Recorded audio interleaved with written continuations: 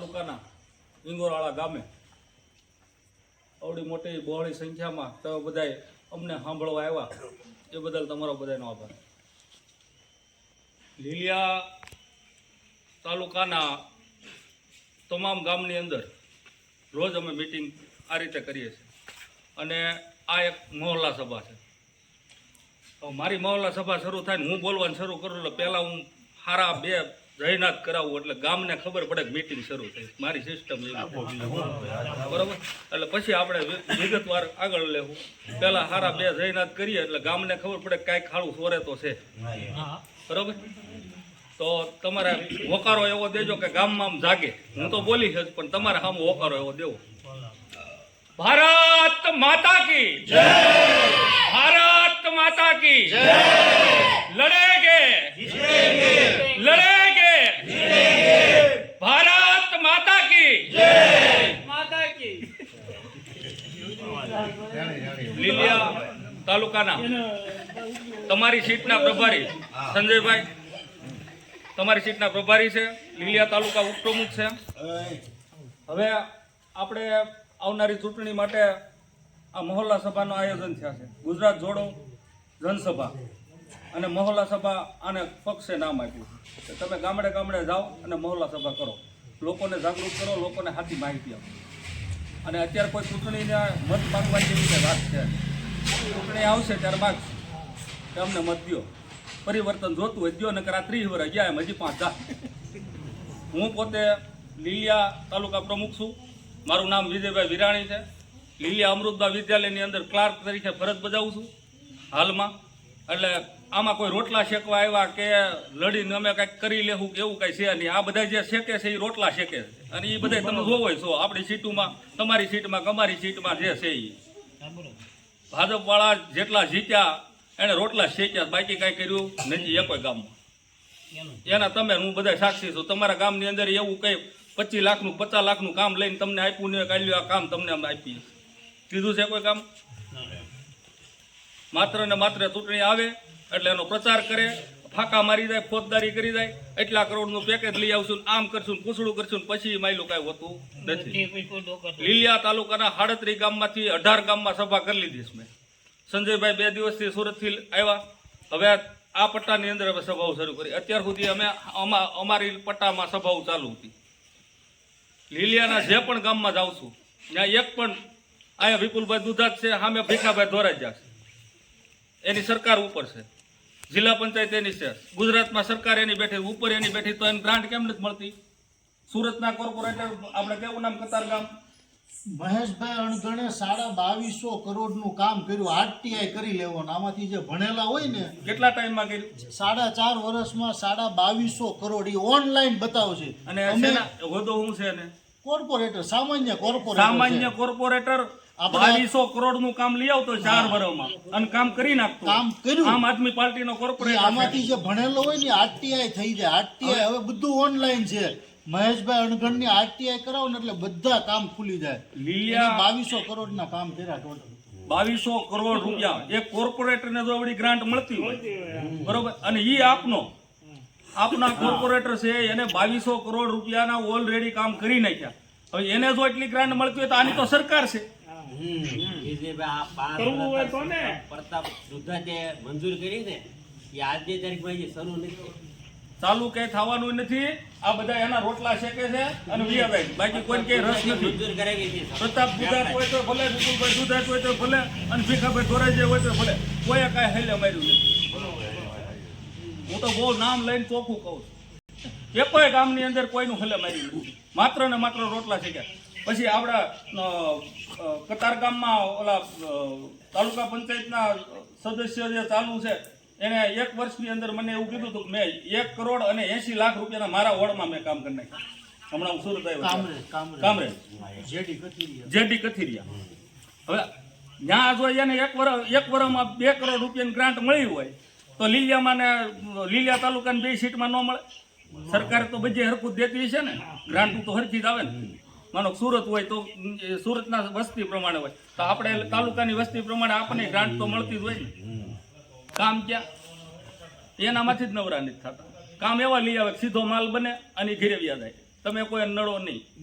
તમે ક્યાંય નડવા હોય એવું કામ એ નહીં લાવે, ક્યાંય નહીં હોય. તમે જોઈ લેજો, રોડ મંજૂર કરાવ્યો હોય છે ને તો એ બારોબારનો હોય છે, એટલે એમાંથી જે કાંઈ ઉપરથી મલાઈ લેવાની હોય એ એને ઘેરે વહી જાય, ઓલાને ઘેરે વહી જાય, અને કોન્ટ્રાક્ટર એને ઘેરે વહી જાય. તમારું જે થવું હોય થાય. એટલે આ ભ્રષ્ટ ભાજપ સરકારની અંદર 30 વર્ષથી તમે હું બધા ભોગવીએ છીએ. મારો વિષય રાજકારણ નહોતો, મને બોલતાય નહોતું આવડતું. અહીંયા 10 જણા ઊભા હોય તો હું બોલી શકું એવી મારી કન્ડિશન નહોતી, હું કોઈ દી બોલ્યો જ નહોતો. પણ સંજયભાઈ કીધું એમ નોકરી કરતા કરતા એવું છું ખાડું આ 30 વર્ષ આમને આ જિંદગીના મારા ધોળા થઈ ગયા, આમને 30 વર્ષ વી ગયા, કાંઈ ફેરફાર જ નહીં. જે આવે એવી રીતે વચનો આપે ને અમે આમ કરી દેવું ને અમે આમ કરી દેવું. એટલે પણ તમારે કરી દો, તમે એક કામ તો કરો, એક કામ તો બતાવો. એક ગામમાં તમે જીતીને એક કામ કરી દો, એક ગામમાં બસ 38 ગામના 38 કામ કરી દો સારા. કે કોઈકને પુલનું હોય, કોઈકને રોડનું હોય, જે મેન ગામનો પ્રશ્ન હોય એવા કામ એક તો જીતીને કરો. તોય તમે મત માગવા આવી 100 ભાઈ અમને મત દો, અમે તમારું આ કામ કર્યું. માનો કે આ સીટ ઉપર જે કાંઈ ઉમેદવાર લડશે એ જીત્યા તો એ 2 કરોડનું કામ તમારા ગામ પૂરતું લઈ આવ્યા કે 1 કરોડનું લઈ આવ્યા, 50 લાખનું લઈ આવ્યા. હાલો 50 લાખનું એને તમારા ગામમાં કામ કર્યું 5 વર્ષમાં, તો એ બીજી વાર આમ ઊભા તો રહી છે અહીંયા કે મેં મારા ગામમાં હું જીતાડ્યો તમે મને, તો મેં 50 લાખનું કામ કર્યું. એવું બોલવાની તેવડ તો ને આ બધા આવી હું બોલશે એવું મને તો એ જ થાય છે. બોલો હું દરેક ગામમાં જાઉં ને, લીલિયા તાલુકાના દરેક ગામમાં જાઉં તો મને એવું થાય કે આ ભાજપ આવીને મત એના નામ માગશે. હવે કમળના નામે માગતા હતા, મોદીના નામે માગતા હતા, એ તો હવે તમે અહીંયા આવ્યો છે, હું અહીંયા જીતીને ગયો હોય 5 વર્ષ પછી પાછો આવું તમારી પાસે કે હવે મને પાછો મત આપો, હું ઊભો છું. પણ ઊભો છો તો ઊભો રે ભાઈ, તું ઊભો છો તો ઊભો રે. તે અમારા ગામનું હું હલ્લે માર્યું એટલું તો તમે કોક કહેજો ને. જે ભાજપ વાળા આવે, કોંગ્રેસ વાળા આવે એને કહેજો કે તમે હલ્લે હું માર્યું 5 વર્ષ એ કયો પહેલા અમારા ગામનું. તમે કીધું તેથી અમે તમને મત આપ્યા, અમે તમને મદદ કરી, બધું કર્યું. તમે શું કર્યું એવો હિસાબ તો માગજો 5 વર્ષનો. હિસાબ નહીં દઈ શકે.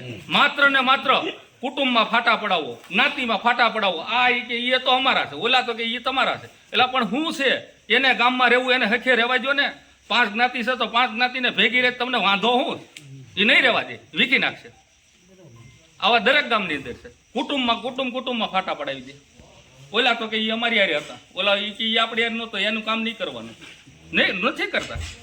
એટલે પણ કામ કરવામાં તમને વાંધો. તમે જીત્યા પછી તમે આખા ગામના પ્રતિનિધિ છો, તમને ગામે જીતાડ્યા છે, પછી 25 જણા આપણી હારે ન રહ્યા હોય તો એનું કામ નહીં કરવાનું. કામ કરશો તો 25 બીજા પાછી વળતી ચૂંટણી તમે લડવાશો તેથી 25 તમારી ભેગા છે. તમે એવું કરો ને ભાઈ કે ગામની અંદર જાઓ, હાલો ભાઈ મારી હારે 500 જણા નથી રહ્યા, 500-600 જણા મારી હારે હું જીતી ગયો, તો જીતી ગયો તો ઓલા 500 નથી રહ્યા, એના 2 કામ સારા કરો ને તો એ 500 ને મન થાય કે નહીં આ માણા તો સાચો છે, અને આપણે આવતી ચૂંટણીમાં આપણે મદદ કરવી. એ ખુલ્લા આવશે, એ મદદ કરશે, એ તમને મત આપશે. હવે તમે 500 એ કામ નથી કર્યું તો અમુક એની તમે અણી કાઢવાનું ચાલુ કરી નાખો.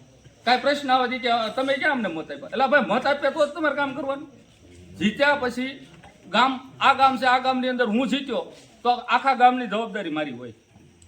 પછી કોઈ રાજકારણ ન હોય, પછી કોઈ એવો રાગદ્વેષ ન રાખવાનો કે ભાઈ હારી હતા ને આ નહોતા ને ઓલા હતા ને એ કાંઈ ન હોય. પછી ગામનું કામ છે લાવો, તમે મને જીતાડ્યો છે ને તમારા ગામનું કામ હું કરી. આ રાજનીતિ કહેવાય. એટલે વિશાળે બેઠા બેઠા એવો વિચાર 6 મહિના પહેલા આવ્યો. ગોપાલભાઈ વિસાવદરની અંદર આવી અને એટલું માનો કે એને પ્રગતિ કરી અને લોકોને સમજાવ્યા અને લોકો સમજ્યા અને ગોપાલભાઈ છૂટ્યા.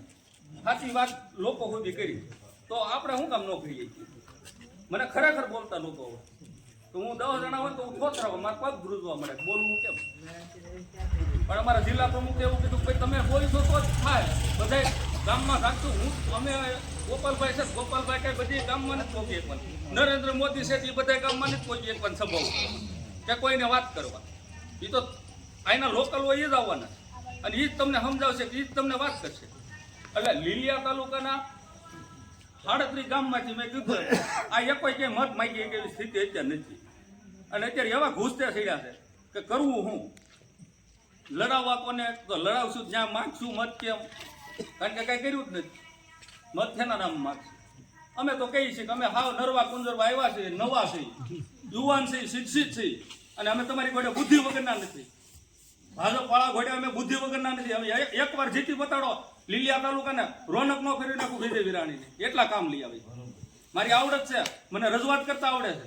તંત્રની આગળ કામ કેમ લેવું ઈ કરાવતા આવડે. અત્યારે દરેક ગામમાં જાય છે, પ્રશ્ન પૂછી છે, તમારા પ્રશ્ન હોય કયો પ્રાથમિક પ્રશ્નો લાવો. અત્યારે ભલે આપણી સત્તા હોય, લાવો હું કામ કરાવી દઉં 3 દિન અંદર. તમારો લાઇટના પ્રશ્ન હોય, ગટરના હોય, લાવો મને દો. હું તમને કહું છું, તમે તાર મને દો, લાવો. અને તમે 5 જણ આવો કાલે, એટલે ટીડીઓ ને કેવું હોય, મામલતદારને કેવું, જેને કેવું હોય, 3 દિન તમારો પ્રશ્ન સોલ્વ થઈ જાય તો જ બીજી વિરાણી. હા,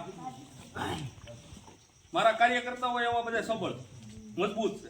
હું હારે ન હોય ને મારા મહામંત્રી ગયા હોય, ઉપપ્રમુખ ગયા હોય ને તો કામ થાય. એ પાકી વાત સંબંધોથી થાય. હવે સંબંધોથી જો કામ થઈ જતું હોય તો આ બધાની તો સત્તા છે, એને ખાલી ફોન જ કરવાનો હોય. ત્યાં આવે છે તેનું કરી નાખજો ભાઈ, એ ગામનો પ્રશ્ન સોલ્વ થઈ જાય ઉપર, પણ એને ફોન કરવાની નવરાઈ. આવી દિશા અત્યારે આપણા તાલુકાની સૌથી તાલુકો પછાતમાં પછાત લીલિયા તાલુકો. આવો તાલુકો ક્યાંય જોયો નહીં હોય. જોયો તો લીલિયા તમે આવો, લીલિયા તાલુકો, લીલિયા ગામ તાલુકો છે. લીલિયા ગામમાં આવો દિશા હોય ને ગટરની, અમારે નાવલી જે આવતા છે સરપંચના ભૂડ કાઢીને જો સરપંચની વાર 4 મહિનાથી પડ્યો છું, સરપંચ સસ્પેન્ડ થાય 15 દિવસ પછી. કામ નથી કરતા ઘીરે વ્યાદ આવો. જેવડી હોય તો જ તમે રાજનીતિમાં આવો તો જ તમે જીતો. લોકો તમને જીતાડે છે, તમારે કામ દેવું પડશે. કામ ન કરવું હોય ઘીરે જાઓ, ખેતર જાઓ, જ્યાં જવું હોય ત્યાં જાઓ. ગામમાં કાંઈ કામ નથી તમારે. ગામની પત્તે ઠોકવાય નહીં થાય. મારા ગામમાં તો બહુ મારા વિડીયો ફેસબુકની અંદર લાઈવ કરું છું, હું વોટ્સઅપમાં મોકલું છું. જે મારા ગ્રુપમાં કે મારી યારે સંકળાયેલા છે એટલે મારા વિડીયો જોતા છે. મારો વિડીયો મુદ્દાનો જ હોય અને એક નક્કી હોય 6 વાગે જેનો વિડીયો સવારે બન્યો એટલે એ બઠો જ હોય. મારી સાચી રજૂઆત હોય, ખોટી રજૂઆત ન હોય. લોકોને ફાયદો થાય, લોકોને એનો સંપૂર્ણ લાભ મળવો જોઈએ. અમારા લીલિયાની અંદર જલસે નલ યોજના 3 વર્ષથી આવી, 5 લાખ લીટર પાણીનો સ્ટોક પડ્યો છે. હવે ગામની અંદર કનેક્શન ન દઈએ કે બોલો પંચાયત 3 વર્ષ થયા. 37 કિલોમીટર આમ ગામમાં બધી શેરીએ લાઈનો પાથરી દીધી, મેન લાઈન. સબ કનેક્શનો ખાલી નળ દેવાના એ 3 વર્ષમાં નથી દઈએ ગયા. આ સરપંચને ગ્રામ સભામાં પૂછ્યું, મેં જ પૂછ્યું કે તમે 3 વર્ષ થયા, આ મંજૂર થઈ ગયું, પૈસા આવી ગયા, તો તમે કનેક્શન શું કામ ન દઈએ? કે અમારે અંદરો અંદરનો વિખવાદ હતો. એટલે વિખવાદ હતો કે તમારે ભાગ પાડવાનો બાંધવાનું હાલતું.